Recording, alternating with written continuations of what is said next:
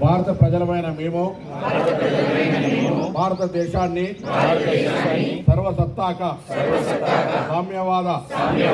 లౌకిక ప్రజాస్వామ్య గణతంత్ర రాజ్యంగా నిర్మించుకోవడానికి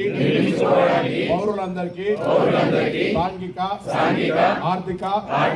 రాజకీయ న్యాయాన్ని ఆలోచన భావ ప్రకటన విశ్వాసం ఆరాధనల స్వాతంత్రాన్ని అంతస్తుల్లోనూ అవకాశాల్లోనూ సమానత్వాన్ని చేకూర్చడానికి వారందరిలో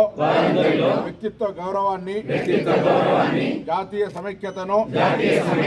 సంరక్షిస్తూ సౌభ్రతత్వాన్ని పెంపొందించడానికి మన ఈ రాజ్యాంగ పరిషత్తులో 1949 నవంబర్ 26వ తేదీ ఎంపిక చేసుకొని శాసనంగా రూపొందించుకున్న ఈ రాజ్యాంగాన్ని మాకు మేము సమర్పించుకుంటున్నాం.